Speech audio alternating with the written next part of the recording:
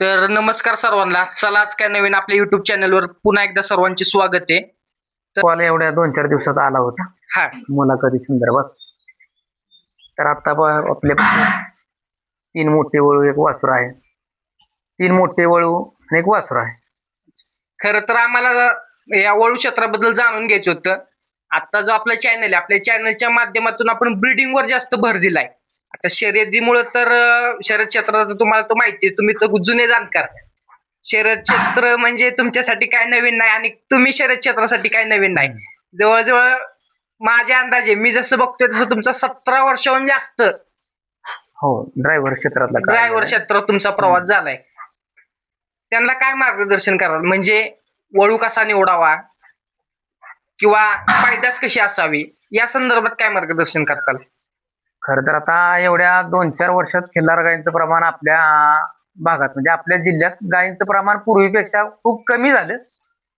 हा, आता या 2-3 वर्षात गायीचं महत्व कळाल्यापासून किंवा शर्यत क्षेत्र चालू झाल्यापासून अगदीच. या दोन्ही अर्थात खिल्लार गायींचं संगोपन जे कमी झालेलं होतं त्यात नक्की वाढ झाली, ती 100% झाली. बरोबर. तर आता ज्यावेळेस आपण खिल्लार सांभाळलं जाते किंवा संगोपन केले जाते, तर मागच्या काळात जो आपलं ब्रिडिंग वरचा विषयावर जो आपला जो बिघाड झाला, म्हणजे पूर्वीच्या काळात सिमेंट उपलब्ध नव्हतं, त्यावेळेस आपल्याकडे सुद्धा जातीवंत प्रकारच्या गायी आणि जातीवंत बैल भरली जायची, कारण सिमेंट नव्हतं. पण अगदीच. त्यावेळेस त्यानंतर जी जनरेशन आलं किंवा जो मधला काळ गेला, त्या काळात काय झालं, जी चांगली गाय होती तिला सिमेंट भरून भरून भरून एक वंशावळ नष्ट झाली. चांगली उच्च प्रतीची वंशावळ होती आपल्या भागातली पूर्वीच्या काळातली, ती नष्ट झाली. आता काय झाले, सिमेंटवर जन्माला गायींचं प्रमाण आपल्या भागात जवळपास 80%. आता त्यांच्यापासून आपल्याला चांगलं ब्रीड तयार करायचं आहे. तर हे कधी होणार आहे, त्या गायला एखादा बैल भरून तिला एखादी चांगली कालवड झाली, यानंतर तिला एक उच्च वंशावळीचा बैल वगैरे भरल्यानंतर जी पैदास होणार आहे, तिथून पुढे खरा प्रवास चालू होईल खिल्लारचा आपल्या भागात. म्हणजे एक 20% आता जत सांगोला वगैरे असे कर्नाटकच्या बाउंड्रीवरून जे गाय आणल्यात, त्या गाय चांगल्या आहेत, नक्की आहेत. पण शक्यतो जे आपल्या शेतकऱ्यांकडे गाय आहेत, आता आमच्याकडे गाय भरायला येतात, तर 10तली एखाद ते दुसरी गाय जातीभूतीची लागते. 8-9 गायी सिमेंटवर जन्मलेल्या मोठ्या डोक्याच्या, मोठ्या गळ्याच्या, म्हणजे थोडक्यात त्या गाय दूध नक्की देत आहेत. तिथं 2 विषय आहेत. ज्या गायी आहेत आपल्या भागातल्या, त्या दूध ऍव्हरेजनं देत आहेत, पिल्लू तेवढं मनासारखं देत नाहीत. या उलट कर्नाटक बाउंड्रीच्या किंवा त्या भागातल्या सांगोला जत इकडच्या गायी दुधाला कमी पडतात नक्की, पण त्यांच्यापासून पिल्ल 1 नंबर क्वालिटीची मिळतात. ही नक्की निदर्शनास आलेली गोष्ट आहे. सिमेंट्स मध्ये नैसर्गिक रत्नात जमीन आसमानाचा फरक आहे. तर तुमच्याने काय सांगाल की नैसर्गिक रेतनच का करावं आणि सिमेंट पैदास? सिमेंट याचा अर्थ तरी काय आहे, ते तुम्हाला कुठल्या तरी बुलचं किंवा एखाद्या बैलाचंच काढलेलं शुक्राणू अगदीच. आलं, बरोबर. हा, फक्त काय झाले, आपण डोळ्यानं ती जे जनावरचं सिमेंट आहे आपल्या डोळ्यानं बघायला मिळत नाही. नाही. मग ती नक्की कुणाचा आहे, कुणावर विश्वास ठेवायचा, ते कोणत्या बैलाचा आहे. हा, बरं, आता जे कोसा खिलारचा जो पॅटर्न चालू आहे किंवा कोसा खिलारची जी क्रेज चालू आहे, त्यात कुणाचंही सिमेंट काढलं जात नाही. मग हे जे सिमेंट आहे हे नक्की कुठलं आहे, काय आहे, हे शेतकऱ्याला माहिती नसते. मग शेतकऱ्याच्या दृष्टीनं, आर्थिक दृष्टीनं एखादी कालवड किंवा एखादा खोंड चांगला व्हावा, यासाठी नक्की तुम्ही नैसर्गिक रेतन केलं पाहिजे. नैसर्गिक रेतनात तुमची चॉईस आहे, तुम्ही चॉईस कराल तो बैल भरणार, हा मोठा फायदा. अगदीच. आता नैसर्गिक रेतन जर आपण म्हणतो तर आता जो आपला विषय होता म्हणजे सिमेंटचा पैदाशीचा. आता सिमेंट पैदास आणि नैसर्गिक रेतनात तुम्ही जसं की सांगितलं की नैसर्गिक रेतनात बैल समोर बघायला भेटतो, समोर डोळ्यात एकच गाय भरली जाते आणि तुम्ही सांगाल तो म्हणजे मालक जी निवडेल तो बैल सोडण्यात येतो. अगदीच. तर नैसर्गिक रेतनात आणि सिमेंटच्या पैदाशीत ते जे बट्टे वगैरे जे असतात त्याचं कसं, म्हणजे त्याचा कसा फरक पडतो येणाऱ्या पैदाशीवर?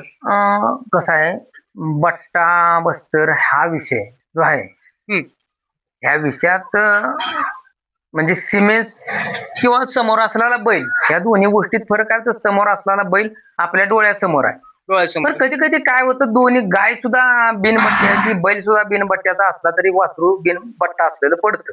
हा किंवा किंवा किंवा बैल बट्ट्याचा आहे, गाय बट्ट्याची आहे आणि वासरू एकदम क्लिअर पडतं, असं सुद्धा होतं. होत होत. की ह्या गोष्टी अगदी होतीलच असं काही नाही, की ही बट्ट्याची गाय आहे म्हणून तिला वासरू, किंवा बट्ट्याचा बैल आहे म्हणून त्याला वासरू बट्ट्याचं येईल, असं होत नाही. पण ही येतं कुठून? एखाद्या वेळेस तिच्या आज्या पंजाच्या किंवा वडिलाच्या आजोबाकडनं हा अनुवंशिक आलेल्या गोष्टी आहेत, त्यातनं एखाद्या वेळेस होऊ शकतं. पण प्रत्येक वासराला, बैलाच्या किंवा गायीच्या, प्रत्येक वेळेस समजा एका गायला गळचिपी आहे किंवा हम्म. गोम आहे, तर प्रत्येक वेळी तिला वासरू तसं पडल असं होत नाही. तुम्ही अगदीच. प्रत्येक शेतकऱ्याला त्या गोष्टीचा अभ्यास नक्की असेल. असं होत नाही, असं होऊ शकत नाही. प्रत्येक वेळी नाही पडत, एखादं वासरू पडल, हा. पण 2-3 वेळा क्लिअर सुद्धा पडल. हे कुणाच्या हातातल्या गोष्टी नक्कीच नाही. अगदीच. ड्रायव्हर आम्ही आता बऱ्याचशा मुलाखती घेतो, बघतो, ऐकतो. तर कर्नाटक भागात म्हणजे एक आहेत, त्यांनी अशी मुलाखत दिली की त्यात त्यांनी सांगितली गाईला बट्टा मापे आणि बैलाला बट्टा असं. मग त्यात काय नक्की नवीन पालकांनी नक्की काय समजायचं? बरं, हे आपल्याला काही माहिती नाही या विषयाबद्दल, की हा विषय कोणी बोललेला आहे. पण गाय गोमाता आहे, शेवट अगदीच. गाय गोमाता आहे. अगदीच. बरोबर हा आहे का? मी माझं मत फक्त ह्या गोष्टीवर तुम्ही प्रश्न विचारला म्हणून व्यक्त करतो. बरोबर.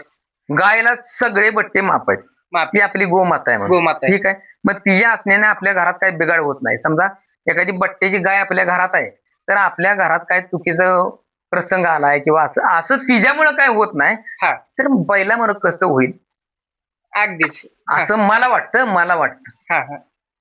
ही माझं वैयक्तिक मत आहे. 100% बाजारपेठेत बट्ट्या भवऱ्याला किंमत आहे, बट्ट्या भवऱ्याच्या जनावराची किंमत कमी होती, ही गोष्ट आपल्याला मान्य आहे. पण त्याच्या असण्यानं असं का होईल किंवा एखाद्या पायगुण कुटुंबात म्हणावा. किंवा काहीतरी कुटुंबात वाईट वाकडं घडत, असं मला नाही वाटत. नक्की परमेश्वरानं घडवून दिलंय, असं होत नाही. असं मला नाही वाटत की त्याला बस्तर आहे म्हणून घराचं वाटोळं झालं, असं होऊ शकत नाही. जर एखाद्या ठिकाणी झालं असलं तर तो योगायोग समजावा. माझं वैयक्तिक मतातनं मला असं वाटतं. बरोबर. आता ड्रायव्हर तुम्ही खरं तर अनुभवी माणूस, तुमचं मत म्हणजे अगदी योग्यच असणार. नाही, असं काय नाही, माझं योग्यच आहे. मी हा. माझं मत का मांडलं, तर बट्टे भवरे फक्त बैलातच का बघितले जातात किंवा गायीतच का बघितले जातात, खिल्लारमध्येच का बघितले जातात? माणसाला बट्टा नाहीये. अगदीच. हा, सगळ्याला एक भवरा असतो. काय काय जणांना हिथं दोन दोन भवरे. येतात, कोणाला हिथं येतो. हा. त्याला काय टाकून देतो का आपण? नाही नाही का त्याच्यामुळे घरे बाबा तुझ्यामुळे घराचं वाटोळ होईल म्हणतो? नाही नाही नाही असं काय होतं? नाही मग आपलं पोरग आहे म्हणून आपण त्याला 2 भवऱ्यात म्हणून वाईट म्हणत नाही. नाही. ह्या गोष्टी वेगळ्या आहेत. ह्या विषयाशी आपण म्हणजे सहमत जरी नाही. सहमत असलो हा तरी त्याच्यामुळे वाईट होतं, ह्या हा. गोष्टीशी मी सहमत. हा बरोबर. अगदीच त्या जनावराच्या पायगुणामुळे हा, काय वाईट नाही. होईल अगदी असं त्यात नाही. नाही. कारण की देवानं अहो, बनवलेलं- बैलगाडी क्षेत्रात इतिहास गाजवणारी सगळी बस्तरीच बैल होती. मग बरोबर आहे. तिने त्यांच्या मालकाचा घराचा उद्धार केला. अशी किती बैल होऊन गेली, असंख्य बैल गेली. अगदीच. किंवा पायाला खराब आहेत, हा गळचिपे ववरा आहेत, गोम आहे, अमकं किती काय असलं, तो पळाला की संपला विषय. मग बरोबर. तो म्हणजे पळाल्यानंतर अपवाद पण बरेचसे आहेत त्याला. अहो खूप आहेत. माझ्या बघण्यातनं तर बस्तरी बैलांनीच इतिहास गाजवला. अगदीच अगदीच. प्रदर्शनात काय बट्ट्या भावऱ्यांचा वगैरे हा, हे प्रदर्शनाची मोजमाप? म्हणतोय काय तुम्हाला मी, प्रदर्शनात त्या गोष्टी ग्राह्य धरल्या जातात. बट्टा भवरा नसून आहे, अगदीच. त्या गोष्टी प्रदर्शनासाठी योग्य आहेत. कारण बाजारपेठेत सुद्धा त्याची किंमत किती होती, ह्या गोष्टी नक्की, ह्या गोष्टीशी मी सहमत आहे. हम्म. फक्त त्याच्यामुळे वाईट होतं ही गोष्ट मला खटकते खटकते. आणि ती चुकीची आहे. आणि पालकांनी नाही, देखील प्रत्येकाचा एक बघण्याचा दृष्टिकोन दृष्टिकोन आहे. किंवा विचार करण्याची पद्धत वेगळी आहे. आजकाल सर्व प्रदर्शनाच्या दृष्टिकोनातूनच खरेदी करतायत. हे काय असं काय नाही. आता आपला भाग पूर्णपणे सातारा, पुणे, सांगलीचा बराचसा कोपरा, बॉर्डर लाईन. नाही, हा जो भाग आहे हा सगळा शहरी क्षेत्राचा भाग आला.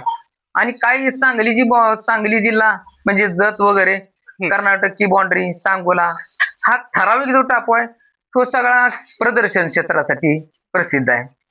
तिकडे शर्यत क्षेत्र आपल्यापेक्षा खूप कमी प्रमाणात, किंवा त्यांची पट्टा पद्धत आहे. आपली जी पट्टा पद्धत आहे तशी त्यांची नाही, त्यांची आरत परत पद्धत आहे. त्यांना शर्यतच जास्त वेळ नाही, त्यांना प्रदर्शनची जनावरं गाय किंवा बैल, वळू बैल यांची त्यांना पूर्वीपासूनच आवड आहे. त्यामुळे त्यांच्याकडं ब्रिडिंगवर काम केलं गेलं, प्रॉपर जे काम केलं गेलं, चांगल्या गायला चांगला बैल. तिथं कसं आहे माहिती का, माणूस चांगला बैल बघूनच गाय भरतो. ही महत्वाची गोष्ट आहे. मग तो कितीही गरीब असू दे, तो पैसे नाही म्हणून सीमेच भरत बसत नाही. त्याला माहिती आहे त्या वासराचं 50-50 हजार, लाख रुपये, 2 लाख रुपये होणार आहे. या गोष्टीचा त्यांना कधीतरी अनुभव आलेला असतो. या गोष्टी करूनच मग ती बैलाची निवड करतात. अगदीच. आणि आपल्या भागात पण आता बरेचसे लोक नैसर्गिक घटनाकडे वळायला लागलेले आहेत. नक्कीच आपल्या भागात यंदा 1-2 प्रदर्शन झाली किंवा जी खिल्लार क्षेत्राकडे आपला भाग वळला नव्हता, हा, म्हणजे प्रदर्शन क्षेत्राकडे तो वळायला लागलाय. म्हणजे त्यांना चांगल्या गायची, जातीच्या गायची, जातीच्या बैलाची आवड निर्माण झाली. अगदीच. ड्रायव्हर, गायची निवड कशी करावी? आता गायची निवड करण्यात जात महत्वाच्या उपजाती म्हणजे म्हणण्यापेक्षा खिल्लारामध्ये पण जात आहेत. काजळी असा खिल्लार आहे, आपल्या काजळी स्थानिक खिल्लार आहे, जाती. ऐका काजळी खिल्लार आहे, काजळी. गाजरी खिल्लार आहे, आपली धनगर कोसा खिल्लार आहे. आता आपल्याकडे लय करून काजळी खिल्लारचं प्रमाण थोडं बऱ्यापैकी आहे, पण गाजरी खिल्लारचं प्रमाण आपल्या भागात जास्त जास्त आहे. आहे. ही सिमेंटवर भरलेले भरून ज्या जन्माला आले त्या गाजरी खिल्लार मध्ये मोडतात. गाजरी आणि काजळी ह्या सिमेंट मधून आले. बरोबर. आणि जे धनगर कोसा येतो ते कुठेतरी बैल भरून आणलेला हा, किंवा बाहेरून खरेदी करून आणलेली. अगदीच. आणि आता क्रेज सगळी कोसा खिल्लारची. कोसा किल्लाची. हा. आणि त्यात तो चित्रवान जो चालू आहे तो हा, एक वाणाबद्दल म्हणायचं तर काय, वाणात बदल आहे, फक्त जात जात एक मॅटर करते, जात महत्वाची आहे. आणि कोसा खिल्लार डार्क पॅच किंवा एखादा फेंट कलर, आता हा आमचा पूर्ण पांढरा बैल नाही, फक्त चोर कोसा बैल आला. चोर कोसा. अगदी त्या कपाळाला नाकावर. आता हा, उन्हाळ्यामुळं जास्तच पांढरा दिसायला लागला. हा. ना त्याला ती चित्रमोर पान कोंडाला आहे, पण ते आता उन्हाळ्यात कमी दिसते. म्हणजे कलर विषयी डार्क भडक. आता भडक मध्ये म्हैसूर मध्ये सगळ्यात जास्त भडक आहेत कोसे. बरोबर. मग ती खिलार मध्ये मोडते का? नाही मोडत. नाही. असं होत नाही. सगळ्या गोष्टीचा विचार केला. गाय सुद्धा घेताना किंवा गाय अशी असावी की तिला उंची, लांबी, हात पाय, वान, शिंग प्रमाणापेक्षा म्हणजे जास्तीत जास्त शिंग लांब असणं गरजेचं. नाकाची नळी, गळवण पुळीचा एक विषय आहे हा, की गळवंड नाहीच, कांबळ. कांबळ नाहीच असं होत नाही. ज्या जनावराला जात येते जात, हम्म. त्याला 2 बोट होईना पण तुम्हाला कांबळ दिसणार. ज्याला अच्छा. पूर्णच कांबळ नाही ती पूर्ण किल्लारच्या जातीत मोडत नाही असं मला वाटतं. कुठेतरी त्याच्या वंशावळीत क्रॉस आहे. क्रॉस आहे. कारण म्हैसूरला पूर्ण गळवण नसते. बरोबर. तुम्ही जातीचा कुठलाही बैल घेतला इतिहासात जी वळू क्षेत्रात सुद्धा नाव केलेलं आहे ती सुद्धा सगळी बैल तुम्ही चेक करा, फोटो मध्ये करा किंवा कोणी बघितली असतील तर नक्की कांबळी ही थोडीफार आहेच. येते. त्या येते जातीत ती. कांबळी ही थोडीफार येते आणि थोडी जास्त नसावी, थोडीफार असावी. 1-2-4 बोटाची कांबळ काय हरकत नाही किंवा त्या जातीतच येते. अगदीच ड्रायव्हर. म्हणजे बघा, हालीकर जातीला कसलीच कांबळ नाही. मुळात त्याचा शर्यत क्षेत्राशी कांबळीचा कुठलाही संबंध नाही, त्याला कुठलाही आधार नाही की कांबळ आहे म्हणून तो बैल पळणार नाही. हम्म. त्याला कुठलाही आधार नाही शर्यत क्षेत्राच्या दृष्टीनं. फक्त बघण्याचा दृष्टिकोन आहे जो दिखावा आहे, दिसणं आहे, त्यात कांबळ कमी असलं की जनावर उठून दिसत. अगदीच. ड्रायव्हर, तुमच्या बघण्यात म्हणजे तुमच्या काळात एखादा बघण्यात असा एखादा बैल की ज्याला कांबळ होती वगैरे येते, म्हणजे आजकाल आपण ज्या दृष्टिकोनातून बघून घेतो बैल फाउंडेशन माप, पाय वगैरे येते, असा एखादा बैल तुमच्या काळात ज्याला काहीच नव्हतं तरी पण गाडी कायम गुलालात? बैलगाडी क्षेत्रात बैलगाडीच्या किती बैल झाली हो. तुमच्या बघण्यात एक जोरात. आपल्या तालुक्यात एक बैल गेला आपण, रामसोडीचा महाद्या गळा होता. आता हे घरणीचा राजा वगैरे तुम्ही बघा, बकासूर वगैरे हे जे बाकीच्या ज्या गोष्टी आहेत, बकासूर तर असा बैल आहे की त्या ह्याच्यात नाही बसत. कॅटेगरीच मोडत नाही. तरी सुद्धा त्यानं इतिहास गाजवला ना, भूतो ना भविष्याचा. म्हणजे बैल कोणता पळत त्याला नक्की आधार नाही. तुम्ही फक्त एक स्ट्रक्चर असतं की बैल असा असावं, हात पाय असा असावं, घट्ट असावं, अंग शरीर, या गोष्टीमुळे बैल पळतो.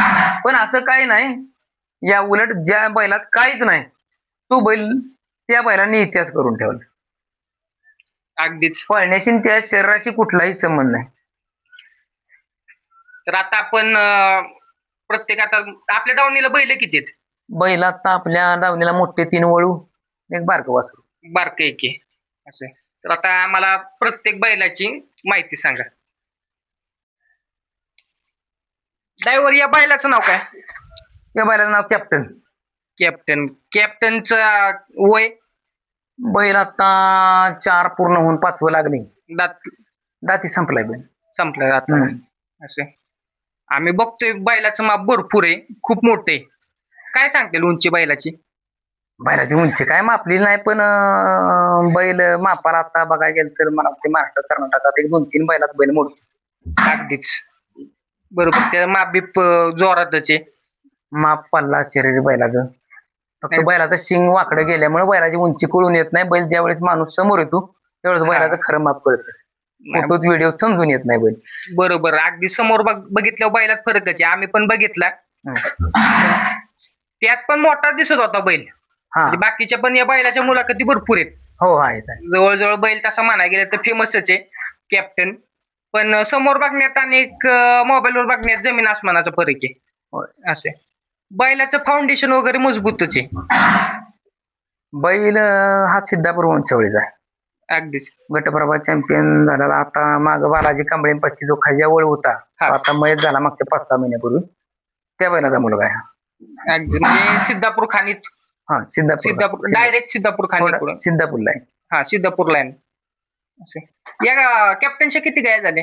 बैलाचे 800 800 आसपास गाय असतील. 850च्या आसपास गाय असतील. आणि पैदाशी पण झालेली. पैदाशी पण भरपूर झाले. भागात विक्री पण आता बऱ्यापैकी चांगली चालू आहे. पण आपल्या भागात विक्री कमी होते. माणसं घरी ठेवतात, विक्री कमी आहे. त्या मानानं तुलनेनं पण जेवढी विकली सगळी दराने विकली. 1-2-3 कालवडी विकल्यात.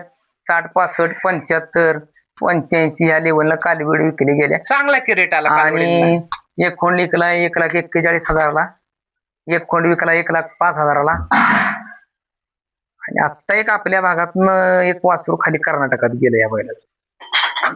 म्हणजे महाराष्ट्रात प्रथमतः असं घडले की आपल्या दावणीत म्हणजे आपल्या बैलाचं वासरू कर्नाटक गेले. म्हणजे ही उलटी वासरू ती बघण्यात येईल. कालांतरानं बघण्यात येईल. वासरू जरा इथं खराब होतं. पण वासराला हीच माप शरीर बैल सेमच बैलागतच गेला. बैल खालीच्या भागात गेलाय. अगदीच. म्हणजे ही उलटी गंगा व्हायला गेली. आता बैल आहे, पैदास दिली होती म्हणल्यावर किंवा कोणाचा व्यवहार जमला, कोणी आपले मित्रच आहेत. पण गेला एक बैल, चांगला बैल गेला इथून. चांगला बैल म्हणजे अगदीच आपण कर्नाटक भागातनं खाल्लं बैल इकडे आणतो आपल्याकडे. पण आज कुठंतरी एक चांगलंय की आपल्या गावणीचा बैल खालच्या भागात गेला पाहिजे ना. आपल्याकडे सुद्धा चांगली जनावर तयार झाली पाहिजे. मग आपण सारखं तिकडे जाऊन घेऊन यायचं का? आपल्याकडे कधी तयार होणार? आपल्याकडे पण अशा पैदाशी. मग ही पाळायची कशासाठी? आपल्याकडे सुद्धा काहीतरी पैदास झाली पाहिजे ना. हो बरोबर. आपल्या भागाला कधी चांगली जनावर मिळणार? मग ही कशासाठी पाळायची? ही पाळायचा मागचा उद्देशच आहे ही कुठं आपल्या घरी पैदास काढून ठेवायची सगळी, की निदान एक आपल्या भागात सातारा जिल्ह्यात किंवा आम्ही जेव्हा परिसरात आम्हाला ज्या परिसराच्या गायी त्या परिसरात चांगल्या प्रतीच्या कालवडी, भविष्य घडवणाऱ्या कालवडी गायी तयार व्हाव्यात. ही महत्वाची गोष्टवर आपण अभ्यास केला पाहिजे किंवा त्याच्यावर काम केलं पाहिजे. यासाठी एवढ्या मोठ्या मापाची बैल ठेवलेत. माझ्या अभ्यासातनं मोठ्या मापाच्या बैलाला जी पिल्लू पडतं काय माहितीये का? पिल्लाला सगळी आता बैलाचा हा पॅचेस, हा गळा आणि तोंड खूप मोठा फरक आहे. बरोबर. खूप मोठा फरक भरपूर. तर पिल्ल त्याची जी पडते ती पिल्ल पण त्याच लेवलची. कालवडी सुद्धा त्याला अशा मोठ्या मापाच्याच पडतात. हा कोणाकडून घेतला तुम्ही म्हटलं? हा बैल खोंड आपण गिरडीतून घेतलेला आहे. केवढा असताना आणला होता तरी? खोंड 6 महिन्यात असताना. 6 महिन्याचा. आणि त्याचा एवढा मोठा बैल तयार केला? हो, 6 महिन्याचा खोंड होता. आपण खरेदी केल्यानंतर परत बरेच दिवस वासराला लय कष्ट खायला लागली बैलाला, तेव्हा बैल काढलाय. तुम्हाला वाटलं होतं का एवढा मोठा मापाला होईल? नाही, लहान असताना तो माप होतं त्याला, पण इतकं माप निघेल असं वाटलं नव्हतं. बैल मोठा होत गेला. त्याच्या मागे आता तुमचं कष्ट पण भरपूर आहे. नाही, कष्ट केलं बैलाला, लय कष्ट केलं. शारीरिक कष्ट ही बैलाला कष्ट भरपूर केले. आणि आम्ही बघतो आता आल्यापासून बैलाचा गरमपणा भरपूर आहे. आल्यापासून डरकतोय बैल. हा, ती सारखं चालूच असतं. रात्रून दिवस ती डरकीन उकरा उकरी चालू. त्याला सारखं राखण बसायचं. घरी सुद्धा जाऊन देत नाही बैल, लय त्रास. रातच्या 2ला म्हणलं तरी बैल उकरून धिंगाणा करतो. दाव बिव मोकळं सोडून. हा, आता आपला दुसरा बैल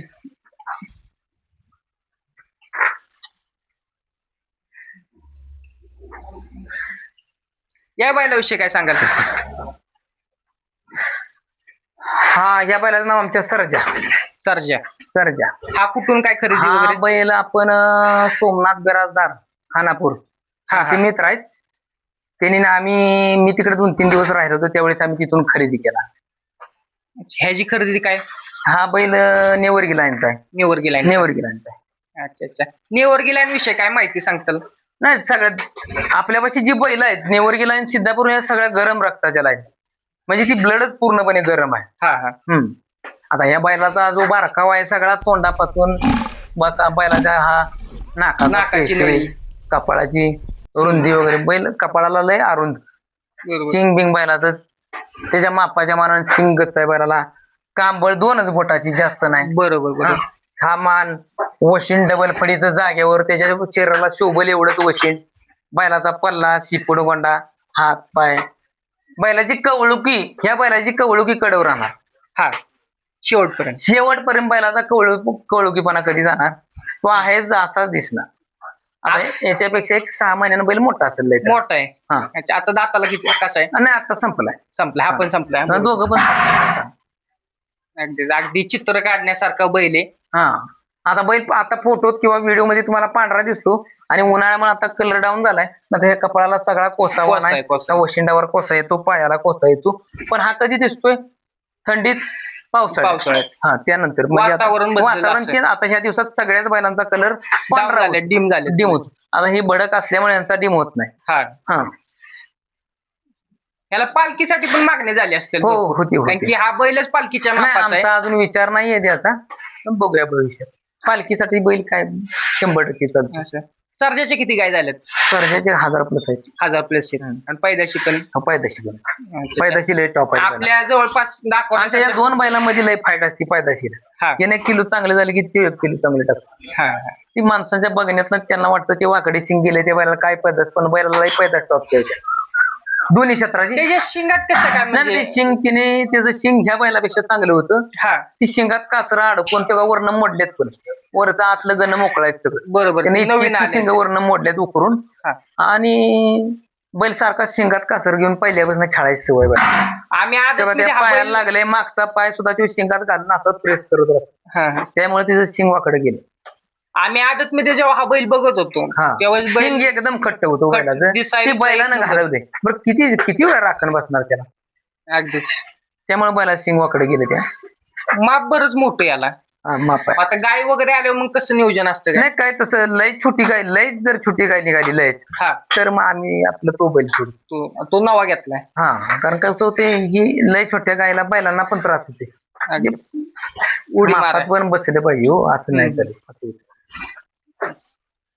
आता मग छोट्या मापासाठी आपला तिसरा बैल. लय छोटी आली तर, नाही तर ह्या बैल तसं काय नाही, काढतो. ऍडजस्ट करून गाय काढतो, काढतात, काय बरोबर. प्रॉब्लेम नाही. तसा बैल छान आहे. नाही, बैल शहाणाच आहे. हा. बैल गयाला शहाणी आहेत, असं येडापाना करत नाहीत. किंवा बारकी गाय दिसते आपल्यापेक्षा जास्त कळते अगदीच. किती लहान आहे, आपल्याला काय करायचं त्यांना समजते.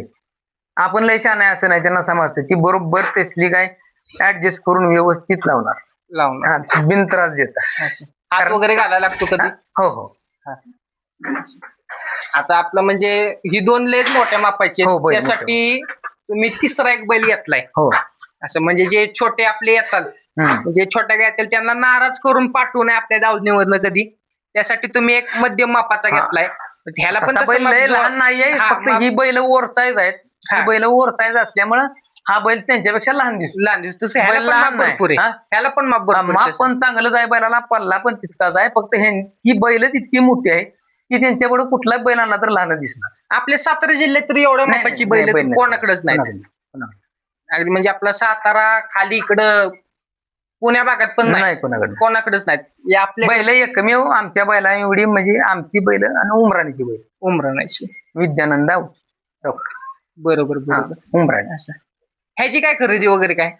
ही बैल आपण सांगोल्यातनं घेतलाय, विकास मेटकरींकडून. विकास मेथावडे सर्जेची पैदास आहे. ही पण निवर्गी लाईन. निवर्गी लाईन. ह्याचा वाण म्हणजे आता पूर्ण कोसा आहे. हो, कोसा. हा, मग डार्क हिल. हा, डार्क कोसा आहे. डार्क कोसा. आता जरा कमी आलाय. पण वाण बिन वगैरे व्यवस्थित, आता जो शर्यत क्षेत्रासाठी वगैरे वाण माणसं मागतायत बरोबर. प्रॉपर वाण आहे बैलाचं. ट्रेंडिंगचा म्हणा गेलं तर हो हा वाण ट्रेंडिंगचा वाण असं. हा दाताला कसा आहे? आता संपलाय तो. हा पण संपला. हा आता संपला. ह्याच्या किती गाय झाल्या आपल्याकडे आता आल्यापासून? आपण आणल्यापासून एक 300 गाय असेल, 300 350 गाय झाली. आणि पहिल्या मालकांकडे? पहिल्या माणसाकडे आपण एवढं विचारलं नाही. हा हा हा विचारलं नाही पण तेवढं. त्यांच्याकडे चालू होता का? हो चालू होतं गायला चालू चालूच बैल आणलाय पण. बैलाला ह्या शरीर वगैरे सगळं घट्ट पिळदार शरीर, माग बॅक त्याची चिपूड गोंडा, फाउंडेशन फाउंडेशन सगळ्या जागेवर बैलात सगळं जिथले तिथं. जिथले बैलाला आता आत बांधा, बैलाला लय करंट हा पण तेवढा आहे बैलाला. कात वगैरे एकदम मऊ हा आहे बैलाला त्याची. मऊ कात आहे. कातीला वगैरे मऊ आहे असं. आता तुम्ही ह्याचं नाव काय म्हणालात? याचं त्यांनीच सर्जा ठेवलेलं, मामा पण सर्जाच म्हणून. सर्जा. मग त्याच्या आता आपल्याकडे- बापाचं पण नाव सर्जाच आहे. हा हा मग आता ते नाव त्याला लगेच दुसरं घेऊन कळतंय, चला ठीक आहे सर्जा तर आता सर्जा. आपल्याकडे सर्जा 2. हो अच्छा. ह्याला किती घेतो आपण बरं? 1500. 1500 रुपये. आणि आपल्या या सर्जाला आणि हा सर्जा 1500, कॅप्टन 2000 रुपये. कॅप्टन 2000 2000. रुपये. रेट कमी केलेत कमी? काय मग 2000 रुपये दोन्ही पण बैलांचं पहिल्यापासून आम्ही चालू केल्यापासून 2000 रुपये दर आहे. हा पण माणसांना वाटतंय लय दर होती.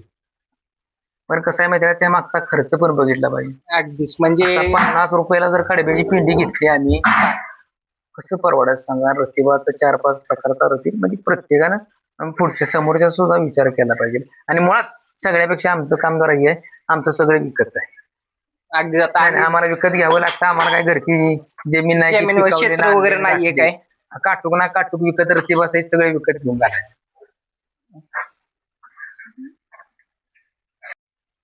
आता आम्ही बघतोय आल्यापासून, म्हणजे तुमचं जे सगळं हे तुम्हाला म्हणजे क्षेत्र वगैरे नाहीये, ही सगळं नियोजन खर्च कसा भागवताय?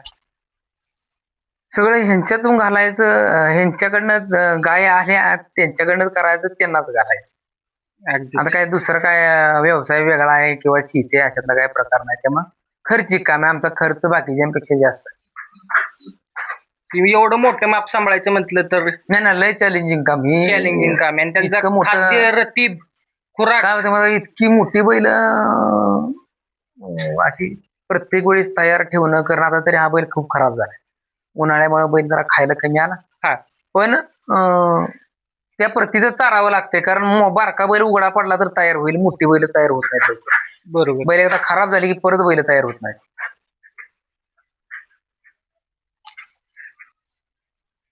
ड्रायव्हर आता आपल्याकडे एवढ्या लाईन आहेत, म्हणजे जवळजवळ निवर्गी लाईन म्हणा, सिद्धापूर खान आहे, परत तिकोंडी आहे.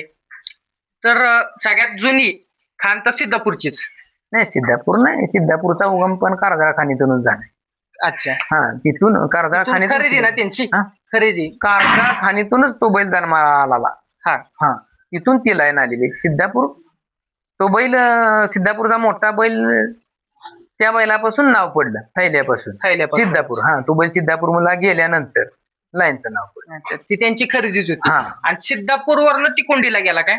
नाही ती कुंडीची वेगळी लाईन आहे. अच्छा. ती लाईनच ती वेगळी. वेगळी लाईन. असं. आता म्हणजे बऱ्याचशा लोकांचा संभ्रम होतोय, म्हणजे ओळखण्यात येतोय. तिकोंडीला पण पाय तिथं पॅच आहे आणि सिद्धापूरला पण पॅच येतोय. आहे. असं मग ती नक्की काय समजावं तुम्ही नाही सांगा. तसं काय नाही, पण सिद्धापूरचा लाईनची शरीर एसटी किंवा बाकीच्या ज्या गोष्टी आहेत, कान कवाडी, हा नजर, ह्या गोष्टीत लय तफावत आहे दोन्हीच्या.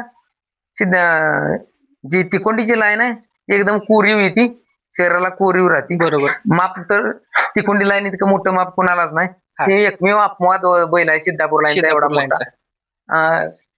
सिद्धापूर लाईनचं वैशिष्ट्य सांगायचं झालं तर, सिद्धापूरचं कालवड असो खोंड असो, ती कान कधी पाडीत नाही. त्याचं कायम कान खडच टवकारलेलं. हो. सिद्धापूरची लाईन लगेच ओळखून येते आणि ती कंटिन्यू मस्ती करत राहणार. सारखी बॅटरी चार्जिंग असते. अगदी. आता आपण जरी बोलतोय तरी कॅप्टन चालू ती बंद नसते. लक्ष आपल्याकडेच आहे. आपण आपलं जे बोलणं चाललंय ती त्याचं कान कवाळी वगैरे मग कान टावकारतोय तो. असं म्हणजे बोलण्यावर त्याचं पूर्ण लक्ष आहे. नाही काही ज्यावेळेस तुम्ही त्या क्षेत्रात तुम्ही ती जनावरं पाळता किंवा तुम्ही त्या क्षेत्रात राहता, त्यावेळेस ऑटोमॅटिक ब्लड लाईन विषयी किंवा आपल्यापेक्षा असलेल्या बैलावरनं त्या लाईनचे वैशिष्ट्य काय ते आपल्या लक्षात येत जाते. अगदीच. आणि तरी पण एक हिंट ओळखायचं जर झालाच कुठल्या लाईनचा कुठला बैल आहे तर काय सांगता येईल? नाही तसं सिद्धापूरचा बैल बऱ्यापैकी ओळखायला येतो. हा, तिकुंडी लाईन पण ओळखती मापावरनं, मापावर. शरीरावरनं, चेहऱ्याचा नाजूकपणा म्हणा, कांबळ. तिकुंडी लाईनला सगळ्यात कमी प्रमाणात कांबळ आहे. कांबळ. सगळ्यात कमी कांबळ तिकुंडी लाईनला. बाकी लाईन मध्ये कांबळ थोडी थोडी राहील, पण त्या लाईन मध्ये थोडीशी कांबळ कमी आहे इतरांपेक्षा. अगदीच. आता आपल्याकडे गाया वगैरे कुठून येतात साधारणतः?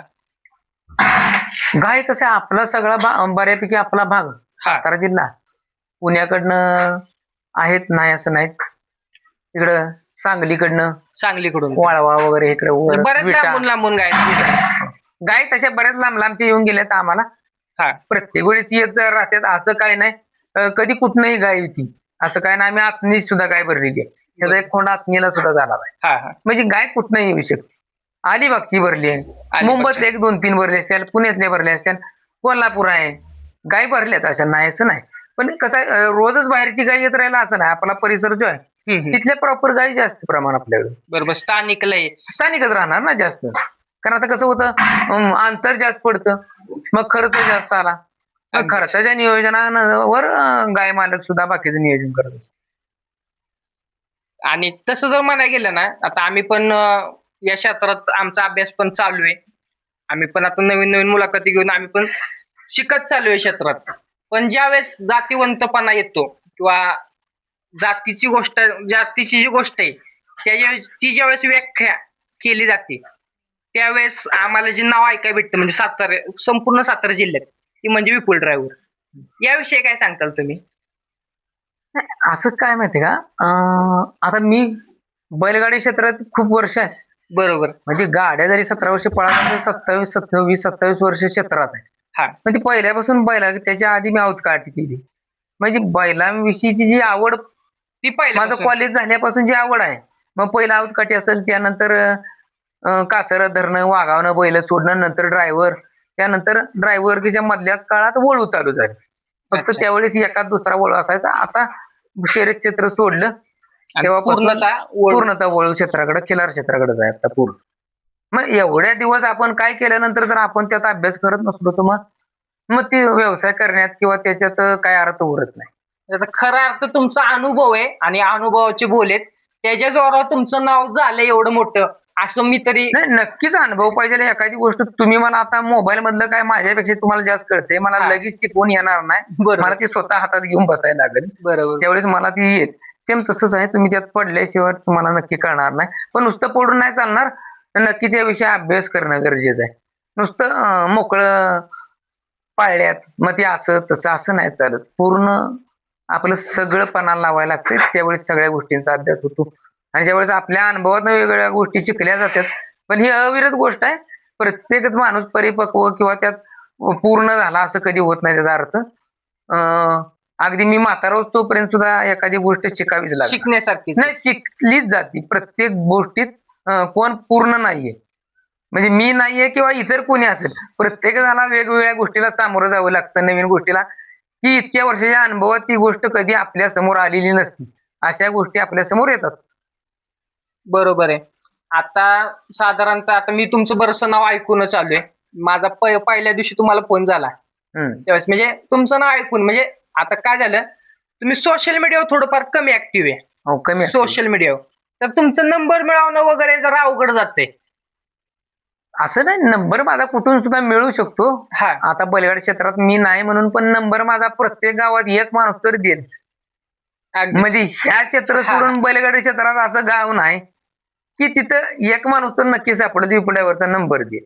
फक्त काय बरोबर. झालं, मी सोशल मीडियात पहिल्यापासूनच आलीत तेवढं का ऍक्टिव्ह असल्यामुळे? नाहीये किंवा ते कसं आहे, आता मला 44-45 रनिंग आहे. बरोबर. आमचं जे जनरेशन होतं त्या काळात ते मोबाईलची तेवढी आवड नव्हती. किंवा नव्हताच मोबाईल. त्यानंतर मोबाईल आला. जरी मी शिक्षित असलो तरी मोबाईल मधलं तेवढ्या गोष्टी आपण अजून लक्ष घालत नाही किंवा काही गोष्टी आपल्याला लक्षात येत नाहीत त्यातल्या. कारण पूर्ण लक्ष आपलं त्यामध्ये नाही, आपलं पूर्ण लक्ष इकडे असतंय. मग बरोबर. त्यासाठी वेळ देता येत नाही. मग ते सोशल मीडियाकडे आपण तेवढं अट्रॅक्ट पण झालो नाही. आता काळाची नक्की गरज आहे सोशल मीडिया. आता आमची बैल बघायसाठी आमची बैल कुठं यात्रेला वगैरे पण नाही येत, नाहीच जात. नाहीत जात. कसं आहे, आम्ही 2 जण एवढी मोठी बैल न्यायची कुठं, एक बैल न्यायचा, बाकीची बैल सांभाळायची, कोणी बऱ्याचशा अडचणी आहेत. त्यामुळे बैल मनुष्यबळ कमी आहे. मनुष्यबळच नाही आमच्याकडे. फॅमिलीचं पण पूर्ण हो, हे पाहिजे सपोर्ट वगैरे कसं आहे ते घरच्यांनी मागं सांभाळलं तर या गोष्टी करू शकतो करू माणूस. शकतो. अगदीच. आपल्याला नाही करता येत त्या गोष्टी. तसं जर म्हणा गेलं तर मग ही बैल अंधारातच हो, थोडक्यात अंधारातच म्हणा. असं बऱ्याच जणांना बैल माहित नाही. माहिती नाही. नाही. ते स्थानिक मध्ये तुमचं नाव आहे, म्हणजे आता आम्ही प्रवास करतोय, आम्ही जवळजवळ साताऱ्यापासून विचारतच आलोय, काय लोकेशन लावलं नाही, काय नाही. आणि तुमचं गोट्याचं पण लोकेशन नाहीये. म्हणजे जसं बाकीच्यांनी लोकेशन वगैरे तयार केले तसं आपल्या गोट्याचं पण लोकेशन नाहीये. पण नुसतं विचारत आलोय आम्ही, आणि विचारत लोकांनी ज्या चौकात थांबल त्या चौकात लोकांनी सांगितलं विपुल ड्रायव्हर ना हाय पुढं जा, इथं जरा अजून पुढं जा, इथं तुम्हाला असं. म्हणजे प्रत्येक चौकात आम्ही विचारत आलोय, म्हणजे प्रत्येक चौकात प्रत्येक बसलेले पाराव थोरा, म्हणजे लहान मुलापासून ते मोठ्या वयस्कर माणसापर्यंत तुमचं नाव त्यांच्या म्हणजे आहेच. तोंडाव आहे आणि ओळख आहे. नाही, ओळख निर्माण झाली म्हणजे आता आपण इतके वर्ष त्या क्षेत्रात आहेत. अगदीच. ओळख निर्माण करायसाठी सुद्धा खूप कष्ट घ्यावं लागते. अशी थोडीच ओळख होत नाही कोणी असलं तरी. बरोबर. आणि हे जे सगळं तुमचं नाव एवढं मोठं वगैरे झालं ते म्हणजे शर्यत क्षेत्रातून खूप मोठी ओळख झाली. अगदी. म्हणजे तुम्ही त्यानंतर अशी काय एकही झालं, गाडी आता ओळख वाढण्याचं प्रमाण म्हणजे दोन क्षेत्र अटॅच आहेत ना, एक बरोबर. बैलगाडी क्षेत्र आणि एक वळू क्षेत्र किल्लारचं. हा. हे दोन अटॅच असल्यामुळे ओळखीचं प्रमाण पण तेवढं जास्त आहे. भरपूर. आता म्हणजे तुमच्या काळात तुम्ही म्हणजे बऱ्याच मोठ्या मोठ्या गाड्या चालवल्या, म्हणजे मोठ्या गाड्या आणल्या, मोठ्या मालकांच्या गाड्या आणल्या, शेट लोकांच्या, पण मुंबईपर्यंत विपुल ड्रायव्हर म्हटले की सहज आपलं जे ऑडियन्स आहे ती मोस्टली ठाणा भिवंडी कल्याणचं ऑडियन्स आहे. कारण की आपलं चॅनल मुंबईचं आहे. मी मुंबईवरून निघताना तुम्हाला फोन केला होता की मी मुंबईवरून येतोय. तुम्ही पण मला म्हटली या, आपलं आहे तुम्हाला एकदम सहकार्य राहणार असं. तर शर्यत क्षेत्रात अलिप्त का झाला? नाही, शर्यत क्षेत्रात जरा माझी इंजुरी पण आहे. माझ्या 4 मणक्याच्या जरा डिस्क सरलेले आहेत. त्यामुळे मला ते त्रास व्हायला लागल्यापासून मी म्हणजे 2-3 महिन्याचा गॅप देऊन बघितलं. पण परत त्रास जास्त व्हायला लागला म्हणजे रिकव्हर होत नाहीये, ते होऊ शकत नाही. मग आपण शर्यत क्षेत्र बंद करून टाकलं. जी गोष्ट होणार नाही मग हे पण काम होणार नाही. मग काम जर नाही केलं तर असं कसं चालेल. अगदीच. मग त्या क्षेत्रापासून थांबावं लागलं. त्याला काही पर्याय नव्हता, त्यामुळे विषय तो थांबवून टाकला. पण बैलाचा नाद कायम ठेवला. ते काही सरळ गोष्ट आहे. कधीपासून बैल आहेत तुमच्याकडे? नाही, बैल माझ्याकडं आवड कशी निर्माण झाली? बैलांची आवड खूप वर्षापासून आहे. तसं काय आम्हाला काही बॅकग्राऊंड नाही शेती वगैरे, किंवा आमच्या वडिलांकडे आजोबाकडे असं काही नव्हता विषय. पण असंच एकमेकाच्या नादानं, जसं मी लहान होतो म्हणजे मी 10वी-11वीच्या बरोबर त्या काळात म्हणजे 8वी-9वीला मी 6वी-7वीला ज्या वेळेस होतो तरुण झाला, 6वी-7वी मला आठवते. नुकतंच वयात आले? नाही, वयात नाही. 6वी-7वी मी पहिल्यांदा बैलगाडी कोरेगावला, आमच्या आईचे मामा आहेत त्यांची बैल होती तिथं, सुट्टीला गेल्यानंतर ती बैलगाडी चालवणं करणं त्यात तो जास्त नाद लागत गेला. त्यानंतर परत बैल औतकाठी वगैरे बरेच वर्ष औतकाठी वगैरे, त्यानंतर शर्यत क्षेत्राकडे, नंतर वळू क्षेत्राकडे.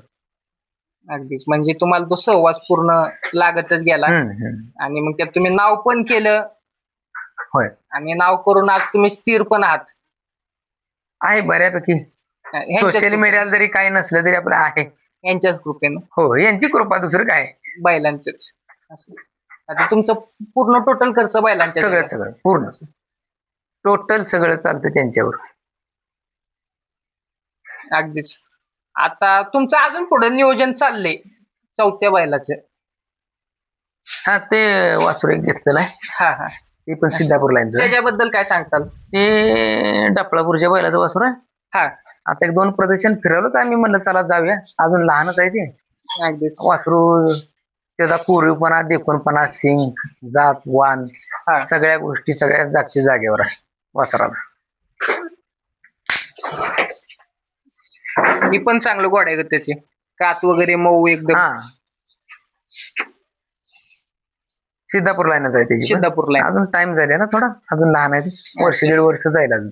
म्हणजे अजून सोडला नाही? नाही, अजून लहानच आहे. अजून लहान आहे, अजून सोडायला लय टाइम. आताशी वासरू वर्षाचं होईल. वर्षात तरी त्याने चांगलं वर्षाचं झालं, थोडक्यात 1 वर्षात झालाय म्हणलं. वर्षात तर त्यानं चांगलं माप अजून घेतलं 1.5 वर्ष लागेल त्याला गाई चालू करायला. वासराची बघा कानकावाळी वगैरे.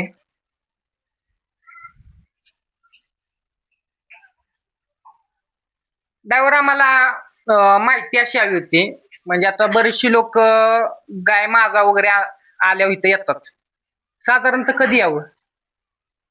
साधारणतः गाय माझ्यावर आल्यानंतर 24 तासानंतर. 24 तास म्हणजे कच्चा माच पक्का माच नाही माझ्यावर आल्या आल्या बरोच नाही 24 आल्या तासानंतर. आल्या.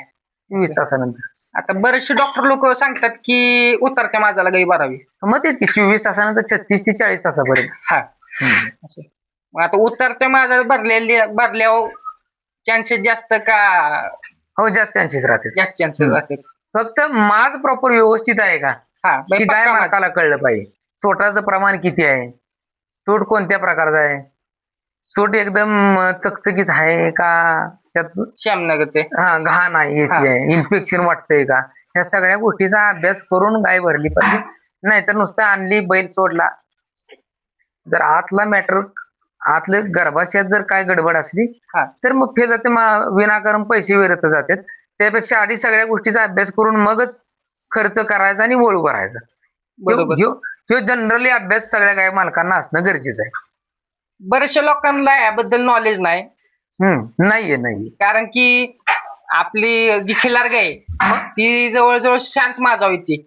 नाही काही गायी ओरडून मार करतात, काय न ओरडता, पण सोट पक्का सगळ्या गायी टाकतात. जर सोटाचं प्रमाण कमी असलं तरी सुद्धा गर्भधारणा व्हायला अडचणी. त्यामुळे सूट जास्त प्रमाणात असावा, बऱ्यापैकी प्रमाणात सूट असावा. किंवा काही गायींचा 4-4, 5-5 दिवस मास टिकतो.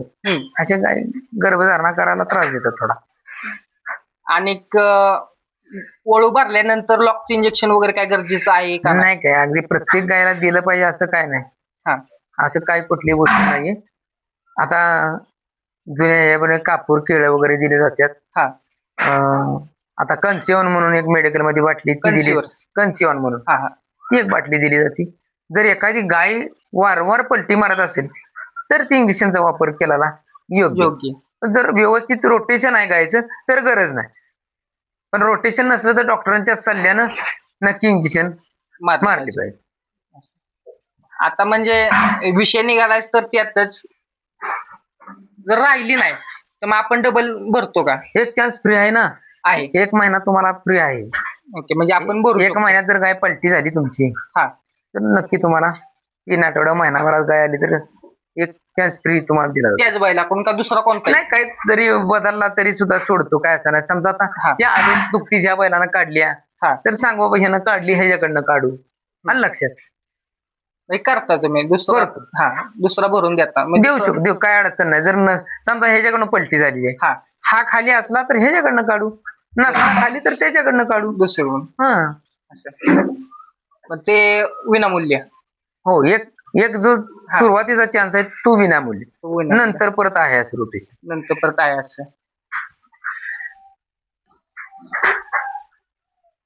तर आता बऱ्यापैकी आपले सगळे प्रश्न झाले ड्रायव्हर, मुलाखत पण आपली म्हणजे होत आलेली आहे. आपलं हे लोकेशन काय सांगताल? माझं नाव विपुल दिलीप कदम किंवा विपुल ड्रायव्हर म्हणून आपल्याला सगळे ओळख आहे. मुक्काम पोस्ट अहमदपूर, तालुका कोरेगाव, जिल्हा सातारा. Mobile number 8600328121. आणि आपलं लोकेशन ऍक्च्युली बस स्टँड पासून शेरकरमाळा बंधाऱ्याजवळ. कोणी पण सांगतो शेरकरमाळा, एक 2 मिनिटाच्या अंतर. बस स्टँड पासून 2 मिनिटाच्या अंतरावर गाडी जागा पोच वगैरे. हो, ती जागा पोच अगदीच.